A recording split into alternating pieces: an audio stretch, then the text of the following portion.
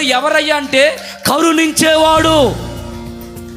ఆయన కరుణ, ఆయన వాత్సల్యం, ఆయన ప్రేమ, ఆయనలో ఉన్నటువంటి ఆ స్వభావాలు అవన్నీ కూడా ఒక మనిషిని ఆధ్యాత్మికమైన స్థితిని దేవుని ఎదుట తీసుకురావడానికి ఆయన నీ కొరకు ఏమండి పరలోకము నుండి భూమి మీదకు దిగి వచ్చాడు. ఆయన ప్రేమ గొప్పది, ఆయన జాలి గొప్పది, ఆయన దయ గొప్పది, ఆయన నీ పట్ల చూపిస్తున్నటువంటి వాత్సల్యము గొప్పది, ఆయన నీ పట్ల చూపిస్తున్న అది చాలా శ్రేష్టమైనదని చెప్పడానికి ఏ సందేహము లేదు.